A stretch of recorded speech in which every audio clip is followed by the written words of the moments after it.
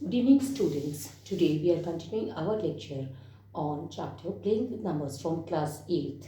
आज हम class 8 के chapter Playing with Numbers की exercise करेंगे.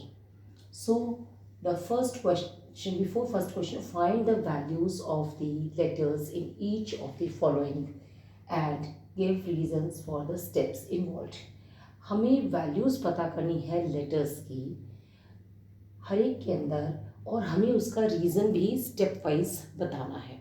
सो सबसे फर्स्ट क्वेश्चन है 3a plus 25 is equal to b2. अब हमें इसमें a की वैल्यू भी पता करनी है और b की वैल्यू भी पता करनी है और हम इसमें hit and trial method use करते हैं. सपोज यहाँ पे है a की वैल्यू मैंने पुट की 1, तो हमारे पास क्या होगा 1 प्लस 5 हमारे पास आ जाएगा 6. लेकिन यहाँ 2 है तो इसका मतलब a की वैल्यू 1 नहीं होगी हमारे पास. नाउ मैंने a की वैल्यू पुट की 2, तो मेरे पास क्या हो जाएगा 2 प्लस 5 इज 7. लेकिन यहाँ पे 2 है 7 नहीं है तो हमारी a की वैल्यू 1 और 2 तो नहीं होगी. Now I start with a की वैल्यू मैंने पुट की 3, तो मेरे पास क्या हो जाएगा 3 प्लस 5 8. लेकिन यहाँ पे 2 है इसलिए a की वैल्यू 3 नहीं होगी. मैंने a की वैल्यू पुट की 4, तो मेरे पास क्या हो जाएगा 4 प्लस 5 9. लेकिन यहाँ पे तो 2 है इसलिए हमारी a की वैल्यू 4 भी नहीं होगी. Now we start with a की वैल्यू अगर 5 हो तो क्या होगा 5 प्लस 5 हमारे पास आ गए 10. लेकिन यहाँ पे तो 2 है इसका मतलब a की वैल्यू 5 नहीं होगी. a की वैल्यू मैं 6 पुट करती हूँ तो मेरे पास क्या होता है 6 प्लस 5 इज 11. बट यहाँ पे तो 2 है तो इस a की वैल्यू 6 भी नहीं होगी. Now I start with a is equal to 7. Suppose मैंने पुट किया a इज इक्वल टू 7, तो हमारे पास क्या आएगा 7 प्लस 5 तो हमारे पास आ जाएगा 12. यानी कि यहाँ पे 2 आ रहा है तो हम इसे कंसिडर कर सकते हैं. सपोज मैंने a को 7 पुट किया तो 7 प्लस 5 इज 12. इसका मतलब 1 कैरी फॉरवर्ड चला गया. 1 कैरी फॉरवर्ड गया तो मेरे पास क्या आ गया 3 plus 2 is 5 plus 1 is equal to 6. यानी कि मेरी b की वैल्यू जो है वो 6 आ रही है. So let me complete this question. a की वैल्यू 7 एंड b की वैल्यू 6. मैंने a की वैल्यू पुट की 7, b की वैल्यू पुट की 6. Complete. Let's complete the question. हमारे पास क्या है 3 a की वैल्यू 7 प्लस 2 5 इज 25 और हमारे पास क्या आ जाएगा b की वैल्यू 6. हम चेक कर लेते हैं कि क्या ये सही है. 7 प्लस 5 इज 12. 12 का 2, 1 carry forward, 3 plus 2 is 5 plus 1 is 6. इसका मतलब हमारी a की वैल्यू 7 और b की वैल्यू 6 सही है.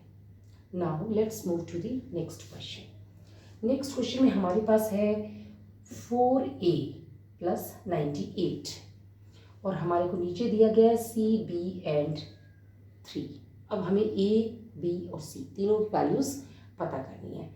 अब हम सपोज a की वैल्यू हम पुट करते हैं 1, तो हमारी यहाँ पे क्या होती है 1 प्लस 8 इज 9, जो कि नहीं हो सकता क्योंकि यहाँ पे 3 है. नाउ सपोज मैंने a की वैल्यू पुट कर दी 2, तो मेरे पास क्या होगा 2 प्लस 8 इज 10. अगेन यहाँ पे 3 है तो a की वैल्यू 2 नहीं होगी, ये नहीं होगी. ठीक. नाउ अगेन मैं नेक्स्ट वैल्यू a की पुट करती हूँ. a इज इक्वल टू 3, तो मेरे पास क्या हो जाएगा 3 प्लस 8 ये हो जाएगा मेरे पास 11. लेकिन यहाँ पे तो 3 है तो ये भी नहीं होगी.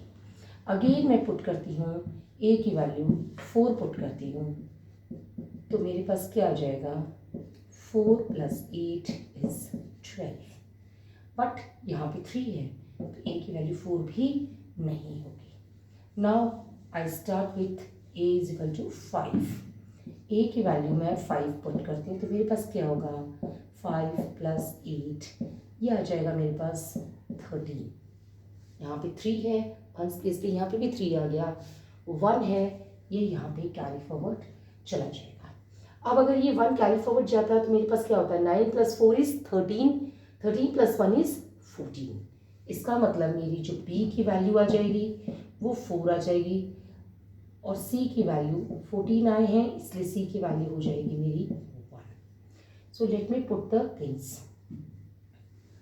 a की वैल्यू 5, b की वैल्यू 4, c की value 1। Let's put it. Suppose मैंने इस क्वेश्चन में 4 a की वैल्यू 5 पुट की प्लस 98। अब मैंने क्या देखा है 5 + 8 = 13, 1 कैरी फॉरवर्ड चला गया, 9 + 4 = 13 + 1 = 14। यानी कि हमारी a की जो वैल्यू है वो हमारी 5 आ गई है, b की वैल्यू हमारी आ गई है 4 और